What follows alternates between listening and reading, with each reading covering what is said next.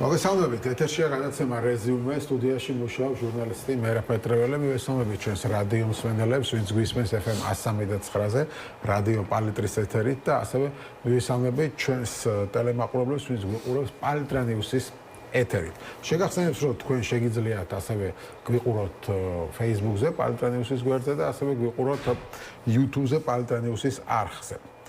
პროკურატურამ სუსის მიერ ჯაშუშობის ბრალდებით დაკავებულ ფინანსთა სამინისტროს საგამოძიებო სამსახურის ერთ-ერთი სამმართველოს უფროსს და ასევე ქართულ ჯგუფის საზოგადოებასთან ურთიერთობის ყოფილ ხელმძღვანელს გიორგი უძილაურს ბრალდება წარუდგინა. დღეს იცით, რომ გუშინ დააკავეს ქართულ ჯგუფის ყოფილი პრეზიდენტი და ივანიშვილთან დაახლოებული ერთ-დროს პირი, ბატონი გიორგი უძილაური. საქართველოს პროკურატურის ცნობით, გიორგი უძილაური საქართველოს ინტერესების საზიანოდ უცხო ქვეყნის დაზვერვის სამსახურის დავალებით სისტემატურად აგროვებდა და გადასცემდა მათ სხვადასხვა სახის და კატეგორიის ინფორმაციას.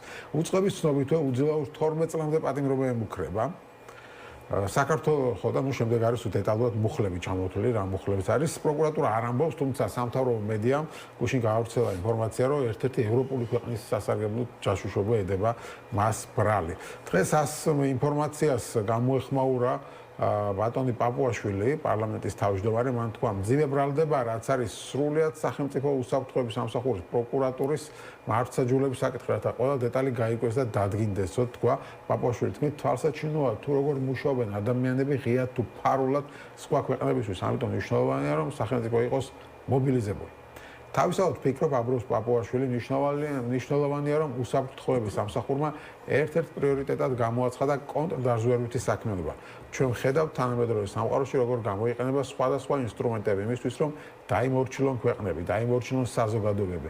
ადრე თუ იყო სამხედრო ძალა და უფრო პრიორიტეტული, სამხედრო ძალა უფრო პრიორიტეტული, დღეს ეს არის რბილი ძალა, ინფორმაციული ომი, რომელსაც ცდილობენ დაიმორჩილონ საზოგადოებები და ხალხები. ამიტომ მნიშვნელოვანია ზოგადად კონტრდაზვერვითი საქმიანობის პრიორიტეტად გამოცხადება. ჩვენ ხედავთ სამწუხაროდ თუ როგორ არიან ჩვენ შორის ადამიანები, რომლებიც ღიად თუ ფარულად მუშაობენ სხვა ქვეყნებზეო, ამბობს ბატონი პაპუაშვილი. იცით, რომ 14 წელია ფაქტობრივად ჯაშუშები არ დაუჭერია ამ ხელისუფლებას.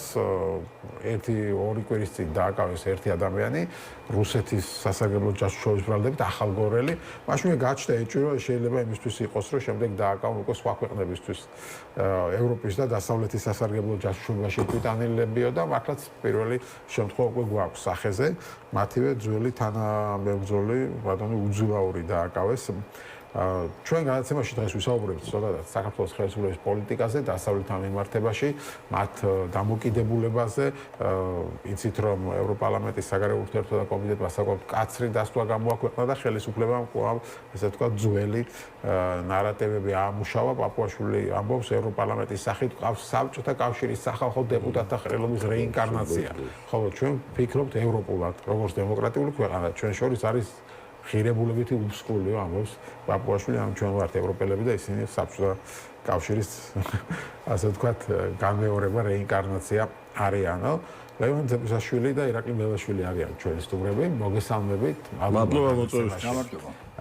მონაწილეობისთვის. ბატონო ირაკლი, თქვენგან დავიწყებ. იმიტომ რომ აი ამ ხელისუფლების ნაწილი იყავით ერთ დროს იმ პერიოდში, როცა გიორგი უძილაურიც იყო ქართულ, ასე ვთქვათ, ვიზეიმაშვილის პრეზიდენტი იყო. ფაქტობრივად ალბათ იცნობთ მას პირადადაც. მაგრამ ჟურნალისტობიდან ვიცი. ხო, ნუ მანამ კიდე ჟურნალისტიც იყო. ისე თქმა შეგიძლიათ აი ამ უცნაურ დაკავებაზე, ასე ვთქვათ. არაფრის.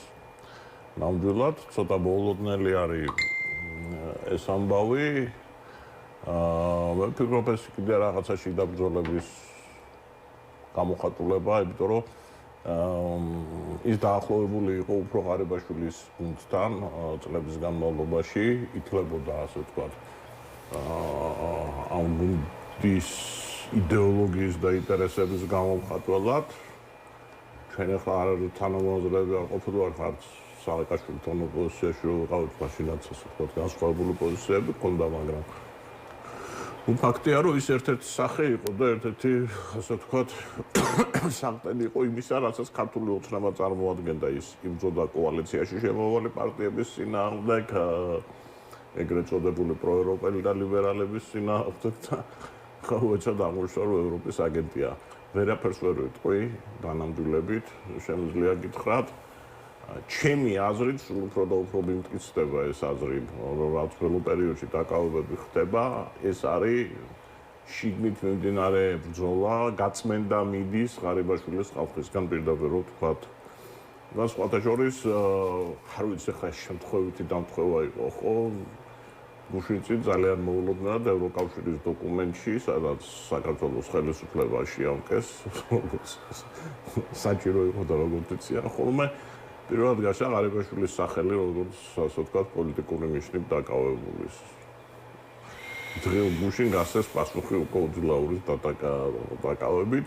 საერთოდ გუშინ მეცინებოდა რომ ერევანში ვიზიტი კობახიძის ლამის ჩაითვალა, ჟურნალისტები ცვალდნენ ამ კითხვებს, რომ აი რაღაცა დასავლეთისკენ შემოტრიალებას ხო არ აპირებს. ჩამოვიდნენ თუ არა, დიდი ესე იგი უზარმაზარი გასროლა გააკეთეს დასავლეთისკენ, მთელი დღე ილანძღებოდა. ხო? პაპუაშვილიც პაპუაშვილი დღესაც აგრძელებს. ხო. აი ეს პაპუაშვილი საერთოდ მაგისტრის არის, მე მგონი, მან რომ უნდა ილანძღოს. და აი რაღაცნაირი ბალანსი დაიჭირეს, ხო? ორი დღის წინ ჰქონდათ პროდასავლური დღე, ახლა აქვს რაღაცა ანტიდასავლური დღე, ხო? რა იქნება? სინამდვილეში კლოუნადა არის ეს ყველაფერი, ჩემი აზრით. ძალიან სამწუხაროდ, იმიტომ რომ არანაირი შანსი ჩვენ დასავლეთთან ურთიერთობის გადაწყვეტის ახლა არ აქვს ამ პოლიტიკით. სანამ არ შეიცვლება ეს განცხადება, რაც სანამ ოფიციალურად დეზავუირებას არ გავაკეთებთ, რომ ჩვენ შევაჩერეთ ევროკავშირთან მოლაპარაკებები და ეს არის პრემიერ-მინისტრის განცხადება, ბუნებრივია, რომ ევროკავშირის მხრიდან რაიმე სერიოზული ნაბიჯები არ იქნება გადადგმული. კი ბატონო, რაღაცა შეხვედრები იქნება, რაღაცა კონტაქტები იქნება, ხო, კეთროვანივით არ გეპრობიანზე, დიპლომატიური ურთიერთობა აქვს, რაღაცა მაგაფერი არ შეჭრა.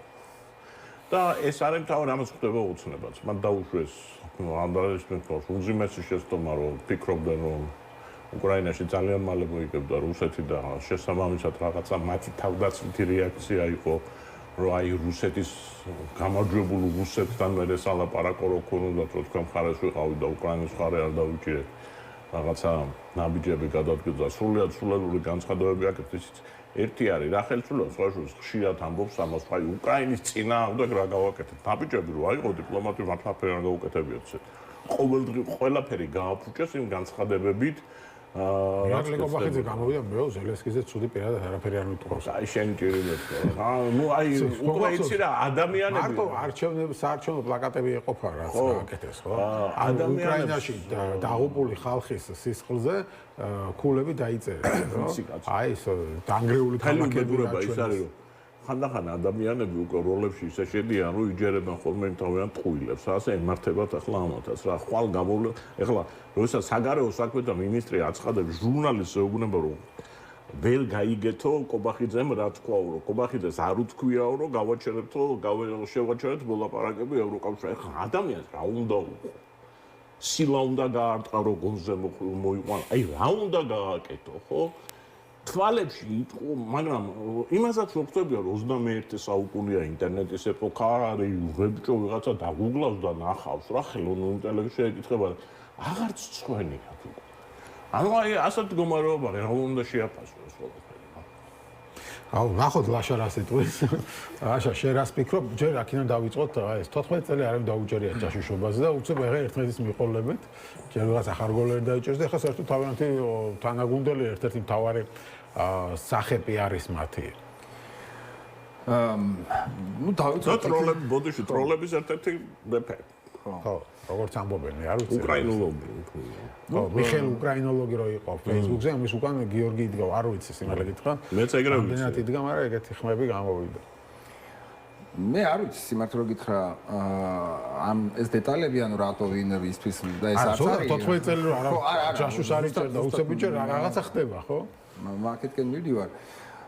ჩვენი პრობლემა ხო რეალურად იმაშია, რომ როცა სახელმწიფოს ეროვნულ ინტერესებზე ვსაუბრობთ, აქ ჩვენ გულისხმობთ სახელმწიფოს ობიექტური ეროვნული ინტერესები რა არის და შესაბამისად სახელმწიფო უსაფრთხოების სამსახურები როგორც წესი მუშაობენ ამეროვნული ინტერესებიდან გამომდინარე. ეხლა მტერი შეიძლება იყოს მარცხნივ, მარჯვნივ, პირდაპირ და უკან, სადაც კი მტერი იქნება და მისი აგენტურა იქნება, სახელმწიფო სამსახური რეაგირებს ყველაზე თანაბრად, რაღაც გარკვეული, რა თქმა უნდა, განსხვავებები არსებობს, იმიტომ რომ არის მეგობარი სახელმწიფო, არის სტრატეგიული მოკავშირე და იქ ცოტა სხვა მექანიზმები მოქმედებს. ეხლა გაიხსენეთ თქვენ ამერიკის და გერმანიის ურთიერთობა, მაშინ სკანდალი, როცა ანგელა მერკელსაც კი usmენდა. ხო, ამერიკული სამსახური, მაგრამ ეს გვარდება ჯენტლმენური გარკვეული შეთანხმებით და არ ცდება, ასე ვთქვათ, დიპლომატიის მიღებულ ჩარჩოებს. ჩვენ შემთხვევაში ჩვენ ვიცით რომ ეროვნული ინტერესები ჩანაცვლებულია სულ სხვა ინტერესებით და შესაბამისად სახელმწიფო რესურსი, უსაფრთხოების რესურსი აბსოლუტურად სხვა მიმართულებით არის წასული. იმის მაგივრად რომ მართლა უსაფრთხოების ინტერესები იქნას დაცული და ქვეყნის უსაფრთხოება იქნას დაცული, მთელი რესურსი არის მიდის საზოგადოების კონტროლზე, საზოგადოების წრეხის ქვეშ ეს მოქცევაზე, ყველა სფეროს ტოტალურ კონტროლზე და საბოლოო ჯამში ვიღებთ ჩვენ იმას რომ პირველი და დამახასიათებელი ნიშნები სახელმწიფოს უსაფრთხოების, რასაც არის ეს არის თავდაცვა და ეს არის რეალურად დაზვერვა და კონტრდაზვერვა. ჩვენ ხვდებით რომ აი თქვენ როგორც ვთქვით, 14 წლის განმავლობაში ჩვენ ერთ ვერ ვიხილეთ, არადა ხო ვიცით რომ იმ ფონზე როცა 2012 წლიდან მოყოლებული მთელი სექტორები არის გადასული რუსეთის მონოპოლიზირებულია პრაქტიკულად ახლა მარტო ეკონომიკურ სექტორებს რომ გადახედოთ ახლა იქ მიხვდებით სასახად იქ რა ხდება და როგორ ხდება ხო აღარ საუბრობ ახლა პოლიტიკურ ურთიერთობებზე როცა ვიღაცები საქართველოში ჩამოდიან რომლებიც მეორე დღეს მოსკოვში FSB-ს თანამშრომლებს ხელსართმევენ და მიდის იქ სერიოზული საუბრები თქვათ მიერთებაზე საბჭოთა კავშირის ადგენაზე ნეიტრალიტეტის სტატუსის მიღებაზე თუ ასე შემდეგ ანუ ჩვეულებრივი მიდიმოვდივარ არის აი ამ გადმოსახედიდან მაგრამ ნუ ეს რეალურად ახლა კიდევ ერთხელ ეს არ არის ეს ჩვენ ხედავთ ეს არის რეალობა მაგრამ აქ უფრო აი აღინიშნა აქ უკვე პროპაგანდის რაღაც როლზე და მნიშვნელობაზე მაგრამ მე მგონი უკვე ისეთ ეტაპზე ვარ შესულები და ისეთ ეტაპში არის შესული ქართული ოცნება რომ პროპაგანდაც უკვე თავის მიზანს ვეღარ აღწევს უკვე იმდენად თვით გამომრიცხვადია თუ გამომრიცხველია იმდენად აღვირახსნილი არის ეს პროპაგანდა იმდენად ურთიერთსაწინააღმდეგოა იმდენად როგორ გითხრათ იმდენად ვერანაირ ჩარჩოებში უკვე ვეღარ ჯდება ერთ დღეს შეიძლება ადამიანი ამბობდეს რომ ფასები ძალიან ძვირია გაიქცა მეორე დღეს ამბობდეს რომ ფასები პირიქით ჩვენთან ყველაზე დაბალია ანუ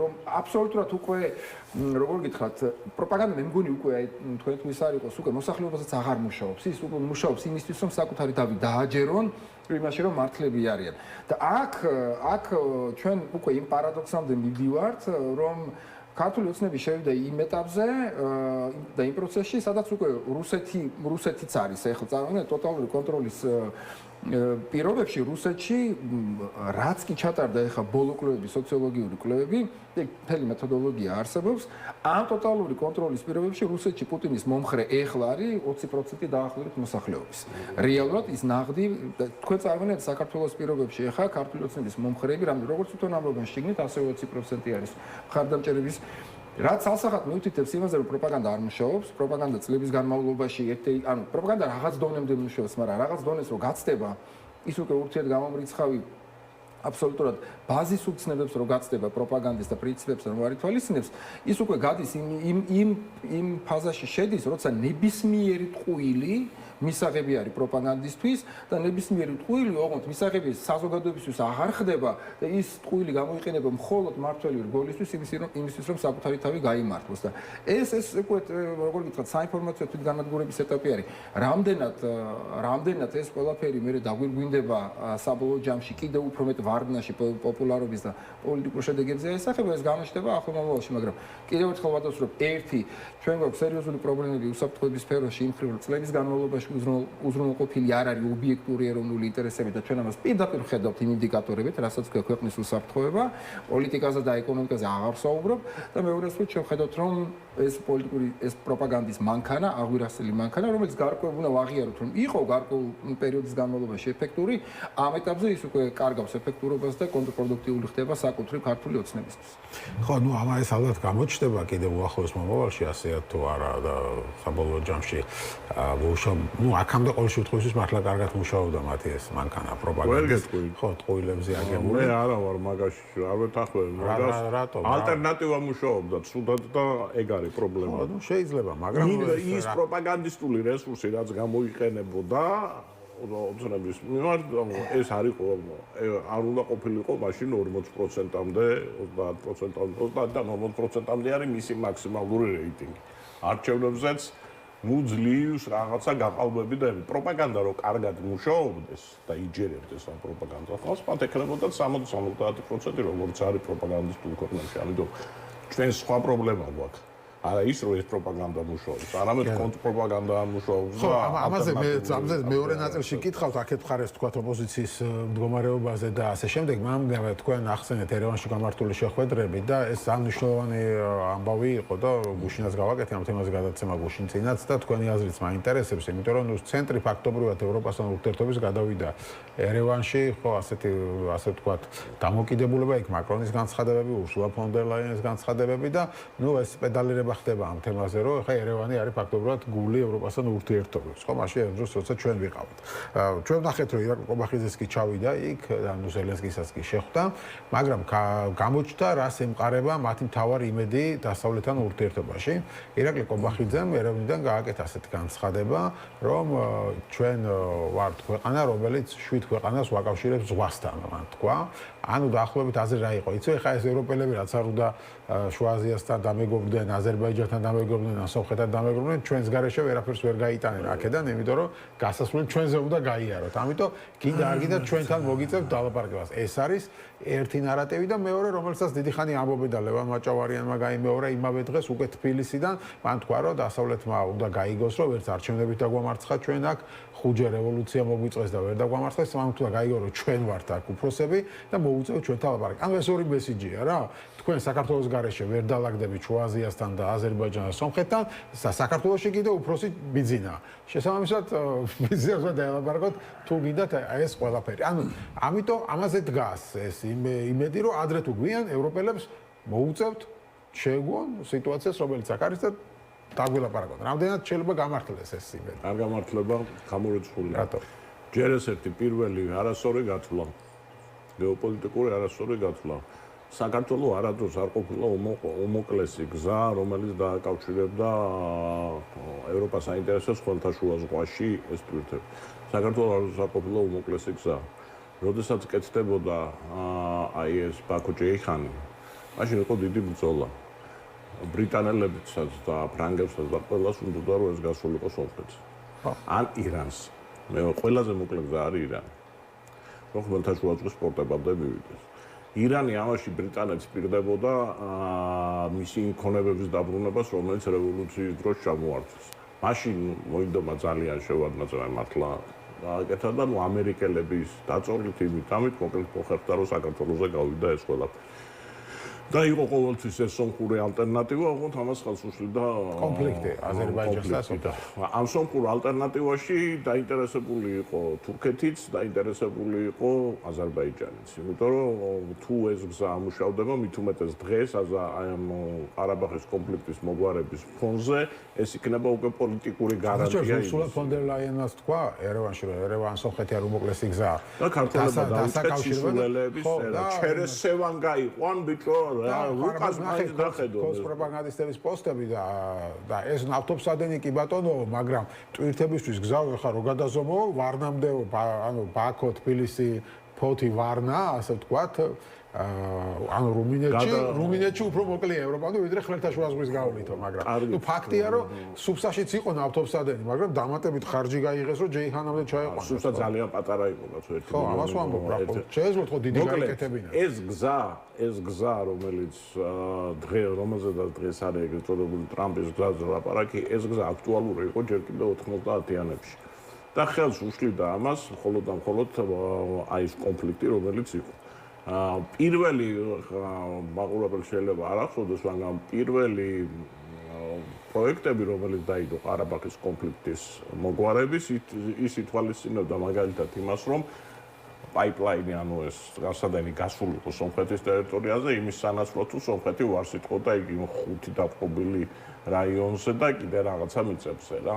მოკლედ ეს სულ იყო აქტუალური. ამიტომ თუ კი ეს გზა ამუშავდება, რა თქმა უნდა ეს იქნება ალტერნატივა, ეს გზა კიდევ ვიბევრებ უფრო მოკლე არის ვიდრე საქართველოში ხმელთაშუა ზღვის პორტებზე არის აქ საუბარი, იმიტომ რომ ხმელთაშუა ზღვა არის მთავარი სავაჭრო გზა, რომელიც აერთიანებს იმას, რასაც აი დიდი წინა აღმოსავლეთი ქვია.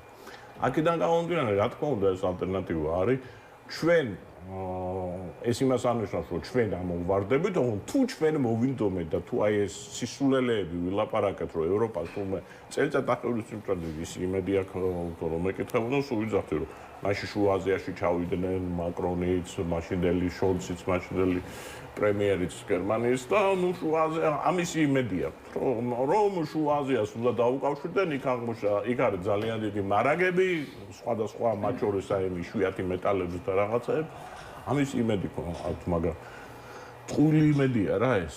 შუა აზიაში სომხეთიდანაც მივლენ, მით უმეტეს ალტერნატივა გაიხსნა და ჩვენ ეხლა იგნორირებას გვიკეთებენ, გვაგრძნობინებენ, ნუ სულელობთ. აი პირდაპირ არ გეუბნებიან რომ სულელებთ, ნუ სულელობთ, სისულელეს ნუ აკეთებთ. ნუ ესენი არიან ხალხი, რომელსაც არც არაფერი იცის, არც არაფერი უსწავლია თავის ცხოვრებაში ამ მიმართულებით ეხლა რა, როგორი იურისტები არიან, რაღაცა იქ სხვა თემაა. და არც არანაირი გამოცდილება არასდროს არ ქონია. და არ იციან ამ საკითხის ისტორია, იმიტომ რომ ამ საკითხი დიდი ისტორია აქვს აი ამ გზების ისტორიას რა.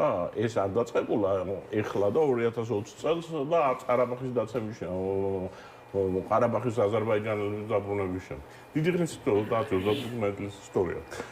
ამიტომ რა თქმა უნდა ეს იმედები არ გამართლდება. იმის იმედი აქვს, რომ ირანში რაღაც ომია, ირანი არ დაუშვებს ამ ტრამპის მარშრუტის ამოქმედებას და ირანი დაშვება არ დაშვებაზე კი არ არის, მას თავისი პრობლემები აქვს. მოკლედ, ამათ სულ აქვს, ეხლა მთელი პრობლემა ნახევარში არის.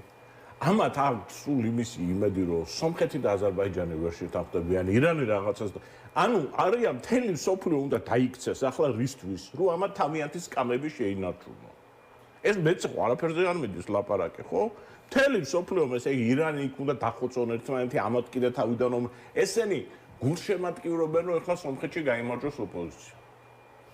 რომელსაც უნდა რუსეთი, ესენი ამას გულშემატკივრობენ. იმდენად იმის მაგალითად, რომ ეხლა ჩვენ სომხებს უნდა აი ესე უნდა ჩავკვიდოთ ერთმანეთს ხელი და აი ერთობლივი გეგმები უნდა შევიმუშაოთ ევროკავშირთან ურთიერთობის, სხვადასხვა გზების, დერეფნების იმის რაც გაგვამდიდრებს ჩვენც და მაგათაც. ამაში სომხური ლობი ჩვენ ლობი არ ყავდა. ჩვენ სომხური ლობი შეგვეძლო პირველად შეიძლება ისტორიაში მოხდეს, რომ ქართველების ინტერესები სომხური ლობის ინტერესებს დაემთხეს ყოველ წინააღმდეგობაში. უამრავი შანსი გააჩინა სომხეთში ამ ამბავმა და აი ახლა ყავს ხელისუფლება, რომელიც კიდევ ერთხელ ახერხებს, რომ ისტორიის საწინააღმდეგოდ შემოტრიალდეს. იმიტომ რომ ეხლა ფაშინიანი და საქართველოს ხელისუფლების ალიანსი იმისათვის, რომ ეს რეგიონი გავხადოთ ფაქტიურად ევროპის ნაწილი, არის ნუ მე არ ვიცი, აი არასდროს ისტორიაში ასეთი შანსი არ მქონია. და სისულელებს ვაკეთებ და რატო მიზეზი არის ერთადერთი, რასაც ლევან მაჭავერი თულა კი არ ამბობს. სკამები რო შეინარჩუნო, ამ სკამს უკვე ისეთ კარგად შეინარჩუნებ რა. წესიერად მოიქეცი რა. საქართველოში ვერცერთმა ხელისუფლებამ ვერ გაიგო, რომ სკამზე რო ხარ გამოკიდებული, იმის შენარჩუნების საუკეთესო საშუალება არის წესიერად მოქცევა და არა უწესობა რა. მაგრამ აი როგორ გინდა აი ლევან მაჭავარიანო და მახაშვილებს და ემად გავაგები, რომ ხულვებინები არიან ჩამოყალიბებული. შენ რას ფიქრობ ამ თემაზე? ანუ ერთი შეხედვით თითქოს ესეთი სტრატეგიაა რა, რომ ჩვენ ვართ აქ კარიბჭე და შესაბამისად და პლუს ხო ხედავთ, რომ ოპოზიცია ვერ გვიგებს, ამიტომ შეგვეგუეთ რა.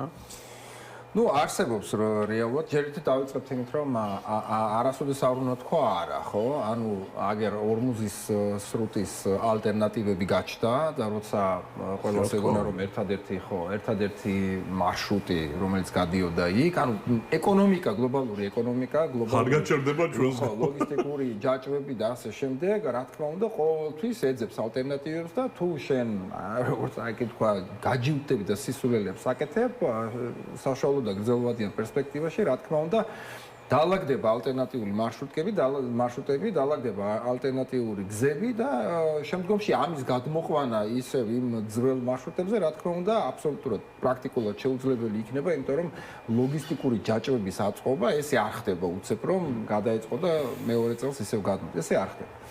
ამ დროს არსებობს, რა თქმა უნდა, ეკონომიკასთან ერთად არსებობს გეოპოლიტიკა. ეხლა გეოპოლიტიკური თვალსაზრისით, რა თქმა უნდა, საქართველოს არის ერთ-ერთი რუსები ამბობენ ключевой, ხო, ანუ ესეთი გადამწყვეტი გეოგრაფიული ლოკაცია აქვს საქართველოს, რომელიც როგორც სატრანსპორტო ეკონომიკური, ასე რა თქმა უნდა, გეოსტრატეგიული თვალსაზრისით გადამწყვეტი არის რეგიონის კონტროლის თვალსაზრისით. ეს რა თქმა უნდა, ევროკავშირის მშვენივრად ესმის, ესმის მათ შორის კიდევ ერთხელ ვიმეორებ, აბსოლუტურად სწორედ ითქვა, ესმის სომხეთს და პაშინიანს. პაშინიანი რო იყო ჩასული ბრიუსელში და პარლამენტში რო გამოდიოდა, მან ხაზგასმით აღნიშნა, რომ სომხეთის ყველაზე დიდი პრობლემა ევროკავშირთან არის ის, რომ საქართველოს გააჩნია პრობლემა ევროპასთან.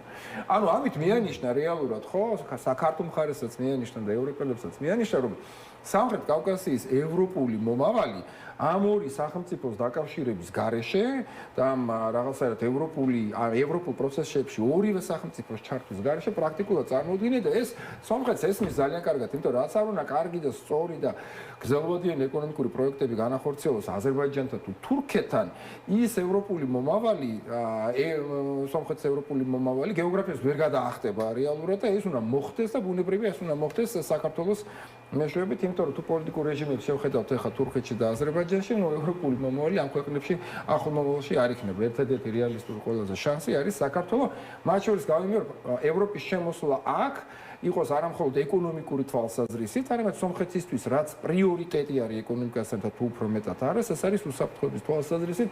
ტყუილად არ იდგა იქ მაკრონი და არ ლაპარაკობდა, რომ არ დააყენა, თანდათანობით წამოიწევა ეს მომავალში ვნახოთ, მაგრამ სომხეთის უსაფრთხოების თემა იქნება ევროკავშირის საგარეო და უსაფრთხოების ერთიანი პოლიტიკის ერთ-ერთი შემადგენელი ნაწილი.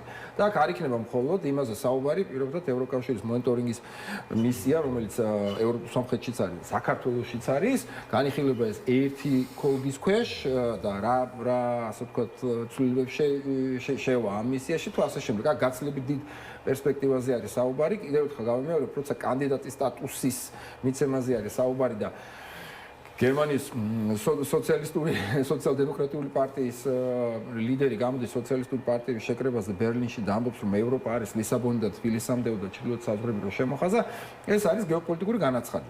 გეოპოლიტიკური განაცხადი ესე მარტივად არ კეთდება, რეალურად ამას მოყვება ის დიდი ჩანაფიქრის სტრატეგიული, რასაც ქვია ევროპის ერთიანი პოლიტიკური სივრცე. ამიტომ აქ აბსოლუტურად კიდევ ერთხელ სრულად ვეთანხმები, რომ რაც არ უნდა ქართულმა ოცნებამ ეხა აქ აი ამ ევროპულ ველოსიპედს თუ ლოკომოტივს ახლა ჯოხი უყაროს ამ ბორბლებში და შეეცადოს რომ გააჩეროს, რა თქმა უნდა არსებობს რისკი იმისა, რომ რუსეთი ესკალაციას დაიწყებს ევროპასთან მიმართებაში, შეიძლება გარკვეულწილად რომ იქ გახლიჩოს ევროკავშირი, ნატო, არსებობს პრობლემა ტრამპთან დაკავშირებით, რომელიც მიზანმიმართულად ურტყავს ევროკავშირის ერთიანობას და ასე შემდეგ. რა თქმა უნდა ეს ყველაფერი საფრთხეები არის, მაგრამ გრძელვადიან სტრატეგიულ პერსპექტივაში კანადის პრემიერსაც ძალიან კარგად ესმის, რომ სამომავლო კანადის პრემიერიც იყო ჩასული, ხო? გლობალური წესრიგი, რომელიც ადრე თუ გვიან დამყარდება ევროპის კონტინენტზე, ის იქნება დამყარებული სწორედ ევროპულ ხედვაზე უსაფრთხოების და ეს რეალურად ეს წესი რეალურად უნდა გვესმოდეს ჩვენ, უნდა გვესმოდეს ექსპერტებს, უნდა ესმოდეს ქართული ცნების წარმომადგენლებს თუ ასე შემდეგ, მაგრამ სამწუხაროდ ესე არ არის, მაგრამ ისტორია როგორც წესი ასეთ სიბნელეს და ასეთ უვიცობას მე ძალიან მკაცრად სჯის ხოლმე და დავინახავ. კი ბატონო, დავამატებ უბრალოდ. პირველად ხდება ისტორიაში, ახლა ყარაბაღი მოგვარდა, რომ აი ამ სამ სახელმწიფოს გაუჩნდა უსაფრთხოების ერთიანი ინტერესი.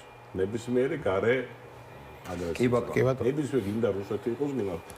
ანუ შენ გაგ რეალურად საქართველოს უჭირდა მარტო წვლილი შეეტანა ევროპის ომში. შენ გაგ ინტერესი და ევროპელები მიხვდნენ უკრაინის ომმა მიახვედრა, რომ ეს ნატოს საზღვარი, სადაც ეს არ არის გარანტია, რომ ის უსაფრთხოდ იქნება.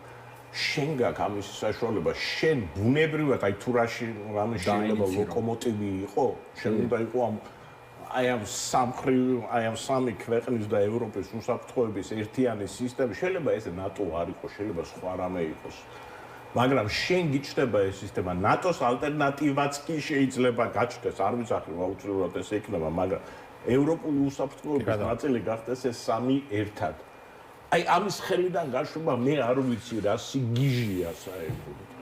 არ ვიცი. ანუ ესეთი სტრატეგია აქვს ჩვენს ხელისუფლებას. ჩვენ გვაქვს ახლა რეკლამის შემდეგ დაბრუნდებით და გავაგრძელებთ მსჯელობას.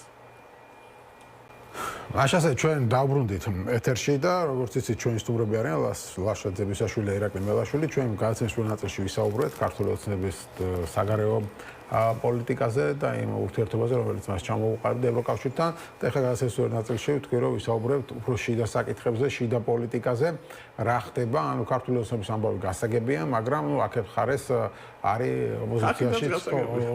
ოპოზიციაშიც პრობლემა, იმიტომ რომ ქართულ და ალტერნატივის გამოკვეთა. რა მხრივ რამე პერსპექტივას თუ ხედავთ, როდი ესე დავიწყოთ, რომ იმიტომ რომ მე ვთქვი პირველ ნაწილში, რომ ქართული ოცნება ევროპელებს და დასავლეთს ეუბნება მარტივ რამეს, რომ არავინ არ არის ჩვენი შემცვლელი საქართველოში დღეს, ჩვენ ვართ, ყველა არჩევნებს ვიგებთ, რევოლუციასაც ვერ მოგვიწყობს ვერავინ, ამ ძალა არ არსებობს და შესაბამისად ჩვენ უნდა შეგვეგუოთ. და ეს რამდენად შეეფარება სიმართლეს, რომ ქართული ოცნება უკვე არის მყარად, ასე ვთქვათ, და დიდი ხანი იქნება მყარად. მე ვერ გეტყვი. იმიტომ რომ რასაც მიუხედავად ყველაფრისა, რასაც აკეთებენ, აი ეს მედია, ის სოციალები, ამდენი ტროლი, ბოტი უამრავ ფულს ხარჯავენ, ხელისუფლების პოპულარობის ზრდისა მე ვერაფერი ვერ ვახერხა. სადაც გავდივარ, სადაც ახლა თან მე არ ვტრიალებ ახლა აი სპეციფიურად ოპოზიციურად განწყობილ საზოგადოებაში. არა ვარ ესე პირიქით, უფრო მეტად კიდეც. მე ამ პოპულარობის ზრდას ვერ ვატყობ. მთავარი რაზეც იდგა ქართული ოცნება, რომ აი ოდმიშა არ დაბრუნდეს, იმდენად ნაჯახისებურად იყენებენ ამას ყველაფერს, რომ ესეც უკვე გაღიზიანებას იწვევს. სრული გაუგებრობები, რაც ახლა ვლაპარაკობდით პირველ ნაწილში, როდესაც ფაქტიურად დღეს ქართული ოცნების ლიდერები გადათქვავენ და სრულად საპირისპიროს იძახიან, რასაც ძალიან ცოტა ხნის წინ იძახდნენ, ესეც უკვე არასხავს მისის გულზე წყალს. არის კიდე პრობლემა, ხო, ის დაჭერები, რომელიც წავიდა და ფაქტიურად ღარიბაშვილი მე და თქვენ მოგწონდა თუ არა, პრინციპში ერთადერთი პოლიტიკური ფიგურა იყო ქართულ ოცნებაში, რომელსაც ივანიშვილის გარეთ, რომელსაც რაღაცა ელექტორალური ფუნდამენტი გააჩნდა და ის პოლიტიკა, αντიდასავლური პოლიტიკა, რომელიც და ხისტი კონსერვატიული პოლიტიკა ის ღარიბაშვილის სახელთან იყო დაკავშირებული. იმისმა დაჭერამაც და აი ეს უძილაურები და ესენი ყველაფერი ამანაც არაფერი არ მოუმატა ქართულად და მე ვერ ვხედავ რომ ყარადგას ქართული ოცნება. ქართული ოცნება აქ სიტუაცია უფრო საშიში არის თვალსაჩინო რომ ეს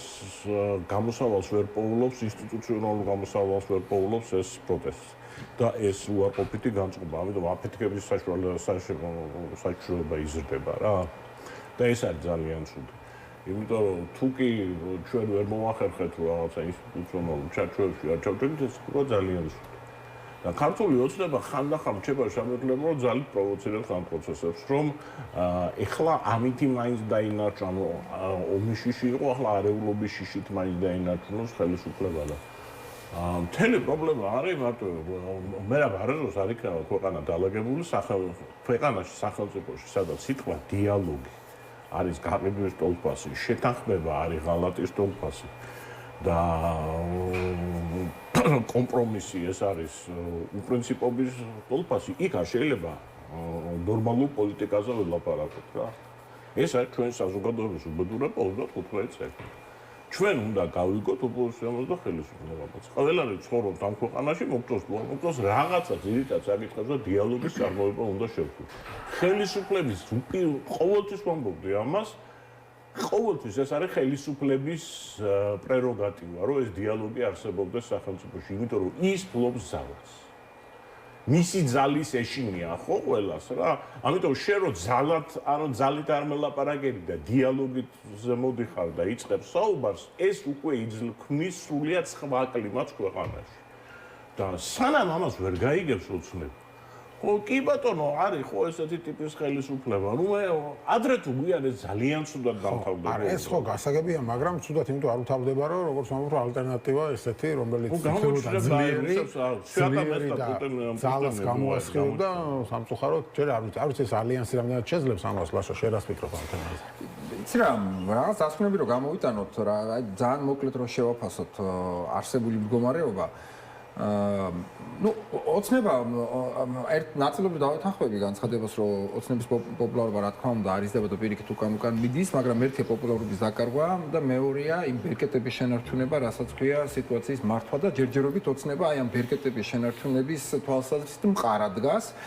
იმიტომ რომ ნუ აქ ცალკე ეგეთ მეორე მხარე მაინც და მაინც რაღაც ვერ იჩენს უნარებს პოლიტიკური სიწარმოა შეძლო და უპოვოდა. გარდა ამისა, ეხლა რატო არის ოცნების მდგომარეობა საკმაოდ ესეთი არამყარი მივხვდი, ანუ არამყარი პოპულარობის თვალსაზრისით, იმიტომ რომ ოცნებას ჰქონდა ორი ძირითადი თემატიკა, რაზეც ის ასე ვთქვათ აპელირებდა. ეს იყო ერთი, ეს არის კონსერვატიული ნაციონალისტური ეს ქართული თემატიკა, ხო, ეს ყბადაღებული ის გარეჯი საქართველოს არის, ეს ისეთი რა ქვია, ძალიან უხეშად რომ ვთქვათ, ეს ერთი და მეორე არის ეს სოციალური საკითხები, სოციალურ-ეკონომიკური საკითხები. თქვენ თუ გადახედავთ იმ ჯგუფებს, რომელიც ადრე პირდაპირ თუ ისე აფილირებოდა ქართულ ოცნებასთან, აი კიდევ ხა ყბადაღებული ალტინფო აიღეთ და ეს ეგრეთ წოდებული სოციალისტები თუ მემარცხენე რაღაც ესეთი ჯგუფები რო აიღოთ, ანუ იქაც კი გავეშებული კრიტიკა არის ქართული ოცნების, ნუ აბსოლუტურად მიუღებელი, ანუ თემები, ეს თემები რო რაზეც ქართული ოცნება ჯირითობდა ხოლმე და მოქონდა ადრე, ეს თემები აბსოლუტურად განულებულია ქართულ ოცნებას და მოსახლეობაში ეს შესაბამის კრიტიკასაც მე იწვევს და ნუ პოპულარობაში თუ არაპოპულარობაში აისახება. მაგრამ აქ დგება მეორე საკითხი. თუ ოცნება ფლობს ჯერჯერობით კონტროლის ბერკეტებს, ნუ ხა ამ კონტროლი ქვია, მანიპულირება ქვია, ასეთოლა თუ ასე შემდეგ, მაგრამ აი რაც ითქვა, ანუ რეალურად სახელმწიფოში ლეგიტიმური ძალის, ინსტიტუციური ძალის გამოყენების უფლებას და უნარს ჯერჯერობით ოცნება ინარჩუნებს, აქეთ მხარე ოპოზიციის, პოლიტიკური ოპოზიციის ფლანგი, ანუ რასავლეს ისეც, რომ მას შეუძლია აი რაც თქვენ თქვით ახლა ალტერნატივის რაღაც თუნდაც ილუზიის შექმნა ალტერნატივის და ეს აბსოლუტურად სწორია, იმიტომ რომ თუ ალტერნატივა არ არის, დასავლეთი იძულებულია მაშინ რეალურად აი ტრამპი ტიპიური მაგალითი არის, ხო, უყურებს პირობად ვის აქვს ეფექტური პოლიტიკური ძალა იმ საზოგადოებაში, სადაც ის მიდის და თუ ხედავს რომ იქ დიქტატორი ისევ დიქტატორი არის და ისევ დიქტატორის ახლო მდგომი ტიპები აკონტროლებენ სიტუაციას, ის პირდაპირ რეალისტურად მიდის და იმათთან იჭერს საქმეს. ოცნებას დაახლოებით ესეთი მიდგომა აქვს, რომ არ არსებობს ახლა საქართველოში ალტერნატივა პოლიტიკური ძალა, რომელიც ჩემზე ეფექტურად მართავს აქ, ან მომავალში მართავს ქვეყანას და შესაბამისად ჩემთან ჯობია დაიჭირო საქმე. ქართული ოპოზიციის პრობლემა არის, რომ ქართული ოპოზიცია, პოლიტიკური ოპოზიცია, მას მთელი რიგი მიმართულებით არ უნდა სწავლა. მას არ უნდა ტრანსფორმაცია. მას არ სურს ორგანიზაციული თვალსაზრისით გარდაქმნა, მას არ სურს თემატიკიდან გამომდინარე გარდაქმნა, მას არ სურს პერსონალიების თვალსაზრისით ცვლილება და მას არ სურს საერთოდ სტრატეგიული კომუნიკაციის საწყობა ხალხთან და ამ გადმოსახედიდან დამატებითი იმ მასების თავის მხარეს არ სურს თუ უბრალოდ მეტი არ შეუძლია. იცით რა, როცა წლები არსებობს, ეხლა მე პოლიტექნოლოგი არ ვარ, მაგრამ რაც პოლიტიკის მეცნიერების დოქტორი ვარ. და პოლიტიკის მეცნიერებიდან გამომდინარე არსებობს ბაზისური პრინციპები, როგორ ხდება პოლიტიკური მხარდაჭერების მოპოვება. იქნება ეს პარტიული პოლიტიკა იქნება, თუ ის იქნება ზოგადად პოლიტიკური სისტემის მართვის ბერკეტები. და აქ თუ არ პირობითად ქართული ოპოზიცია მე არ უნდა მელაპარაკებოდეს, ანუ ვიღაცას პროევროპელს, რომელიც მყარად ჩამოყალიბებული არის, ხო, იმას არ უნდა ელაპარაკებოდეს და თავის წრეში არ უნდა ტრიალდებდეს. ხა როგორ არ თქვა ერთ-ერთ ოპოზიციონერმა თქვა ეს თავის ერთ-ერთი ბლოგი დადო რომ ვის მოვუსმენ პირველ რიგში მეო. ესე და ჩამოთვალა პირველ რიგში. ხო, ნუ ჩამოთვალა ეხლა ისა რა ქვია პირველ რიგში ის ადამიანები, რომლებთანაც ის ისედაც 24 ამას ვერ ხვდები. როგორ? ამას ვერ ხვდები. აი მადიარმა რაც გააკეთა. ბიჭო, იმას უნდა ცხადო. ეხლა მეორე, ანუ ერთი რომ ჩამოთვალეთ, ანუ იმ წრეში ტრიალებს სადაც თვითონ, ანუ არ უნდა იმ წრესთან საუბარი, სადაც პირიქით თავარი საბრძოლველი არის და იქ არის გადასატანი ბრძოლა. მე ეს ყბადაღებული რომ საქართველოს უნგრეთი არ არის, გვესმის კაცო რომ საქართველოს უნგრეთი არ არის. მაგრამ თუ იმ მადიარმა უნგრეთში, ხო, მთელი რიგი ნაბიჯები გადადგა, რომლის კარგი ისე არა მაგრამ სახეშეცვლილი ფორმით გარკვეული ამ ინსტრუმენტებთან რაღაცების გადმოღება ჩვენთანაც შეიძლება. ანუ მაგალითების შესწავლა პოლიტიკური წარმატების, თუ ეს ესეთი უკაცრავად ახლა სლენგს გამოვიყენებ, გრეხი არის, რომ ვიღაცის წარმატება შეისწავლო, ნახო რა იმოქმედა იმ ავტორიტარულ სისტემაში და შეეცადო რომ მსგავსი მაგალითები გადმოიტანო და აქაც იგივე განახორციელო. ანუ სწავლის უნარი აბსოლუტურად არ არსებობს. ცალკე კიდევ ახლა ჩვენ ვსაუბრობთ რომ პოლიტიკური ალტერნატივაზე როცა ვსაუბრობთ, პოლიტიკური ალტერნატივა ნიშნავს რომ ის ასხივებს დარწმუნებას, ის ასხივებს სანდოობას, ის ასხივებს პერსპექტივას. და როგორ შეიძლება მაშინ პოლიტიკურმა ეგრეთ წოდებულმა ალიანსი იქნებ თუ სხვა პოლიტიკური ფრონტი გამოასხივოს ეს ალტერნატივა, ნდობა და პერსპექტივა, როცა ერთი ორგანიზაციულად ის არ არის ჩამოყალიბებული და ყოველ ჯერზე ჩვენ შეიძლება ვიხილოთ ერთმანეთს როგორ ჭამენ არ დაიშალონ, შიდა ეს ორგანიზაციული სტრუქტურა არ არის აბსოლუტურად დალაგებული, არ არსებობს კიდევ ერთხელ სტრატეგიული კომუნიკაცია, აბსოლუტურად არ არსებობს სტრატეგიული კომუნიკაცია და არ არსებობს გრძელვადიანი დღის წესრიგი, ანუ გეგმა. მარტივი ელემენტარული კითხვა 2028 წლის საპარლამენტო არჩევნების პერიოდი რო დადგება. ანუ განიხილება თუ არა აი ამ გნებავთ ამ ალიანსის ფარგლებში, გნებავთ უფრო დიდ ოპოზიციურ ფარგლებში, რაიმე იდეები ან როგორ მივდივართ იქამდე. ანუ ეს პროევროპული 80% რო არის მოსახლეობის, რომელიც ელოდება ამ ალტერნატივას. რას თავაზობს ეს ეგრეთ წოდებული ალტერნატივა ჯერჯერობით ხო, რომ მივდივართ აი ამ გზით, რომ 2028 წლის საპარლამენტო არჩევნებში ამ საარჩევნო სისტემაში ვიღებთ მონაწილეობას და მადიარის მსგავსად ვეცდებით რომ დავამარცხოთ ქართული ოცნება მის ველზე. თუ ეს არის აბსოლუტურად მიუღებელი იდეა, რაც გულისხმობს აბსოლუტურად სხვა გეგმის და სხვა ნაბიჯების განხორციელებას. და ამის საპასუხოდ გამოდიან პოლიტიკოსები და ამბობენ ერთ რამეს, რომ ოცნება ჩამოშლილია, ოცნება დგას ტყუილზე, თავარია ვიდგეთ და აი როცა ვიდგებით და დავდგებით და არ ვიცი, ავწევთ და ხშირად ავწევთ ერთ ადგილს და გამოვალთ და დავდგებით, თუ ბევრი ვიქნებით, ოცნება მიუხედავად იმისა, რომ ჩამოშლილია, კიდევ უფრო ალბათ ჩამოიშლება. ნუ რა თქმა უნდა, ეს არის ზღაპარი, ეს არის აბსოლუტურად ილუზორული, რეალობას რამას არაფერი შეხება არ აქვს და ამის შემხედარებ უნებრივია რატო ვკვირთ მე რომ საქართველოს მოსახლეობის აბსოლუტურად უდიდესი ნაწილი ძალიან დიდი სკეპტიციზმით უყურებს ამ ალიანსს და ელოდება იდეაში როდის დაიშლება არჩევნებს აზრი აქვს როს გაიქცევა ხელისუფლება იმის შემდეგ. ვაგია. და თუ არ გარბის არ გარბის. აი არა, ნუ აქ ერთი მთავარი ასეთ ვითარებაში როცა მე რა ერთი მთავარი უნდა გაიგოს ოპოზიცია და არჩევნები ტარდება ძალადობის ქვეშ, შენ არჩევნებამდე უნდა მოიგო არჩევნები. რა თქმა უნდა, არჩევნებამდე რომ მოიგო არჩევნები მიზნად უნდა დაისახო, ისე ვერ მოიგებ არჩევნები. ერთი წუთი და ერთი მთავარი განსხვავება, კაცო, ახლა მილიონი სხვაობა არის უნგრეთთან იმათთან. მთავარი განსხვავება. მადიარმაც და ძალიან ბევრი ოპოზიციაში უმთავრესი ამოცანა აქ რო ხელისუფლებას დააკარგებენ მომხრეები. ანუ უნდა იპოვო მის მომხრესთან მისასვლელი გზა. შენ ამ დროს მის მომხრესთან მისასვლელი გზას კი არ პოულობ. ყოველდღე აგინებ, ლანძღავ, ბრალზდებო არის რუსეთის აგენტი, არის ჩამორჩენილი, ორანგუტანი, ბიძინაზებრა, დამთავრებული ამბავია რა. დამთავრებული ამბავია. ამიტომ ნუ არ ვიცი თუ კი რომის პაპზე 1870 წელს გამოსვეს რომ რომის პაპი რასაც იტყვის ეს არის შეუცდა რომის ასე არ ჩვენი პოზიციაშიც რა. უშენ ახლა ნუ არ მინდა რომის დასაგვეთყობი რა ერთ თქოს იტყვის ლაპარაკს ერთ-ერთ პოზიცია. რას ქვია რომ პასუხობ მე რატომ მეკისრება პასუხისმგებლობა. კარგად იყავი თუ არ გეკისრება რა. შენ გამოაცხადე პარტიის ლიდერად, თავი ხო არ გამომიცხადებია კაცო. რაც ქვია პოლიტიკაზე მე რატომ ეკისრება უფრო მეტი პასუხისმგებლობა პარტიის ლიდერი პოლიტიკოსი მეუბნება ვიდრე ჩვეულებრივ მოქალაქეს. ნუ აქ საუბარი იყო იმაზე, რომ მოქალაქეებს უნდა გააცნობიერონ თავიანთი წილი პასუხისმგებლობა. ეგ მასე არ ხდება, პირიქით ხდება რა. ეგ პირიქით ხდება რა. კიდევ უფრო აკარგინებ ჯამურად იმ ალიანსას და საკუთარ თავსას რა. რა თქმა უნდა. ხოდა აქ გამოსავალი რა არის? გამოჩნდება. ხედავთ გამოსავალს რა არის? გამოჩნდება თავისუფალი ეს ადგილი ვერ დარჩება იმოდენას ისარიელი არის დატოვებული უკვე.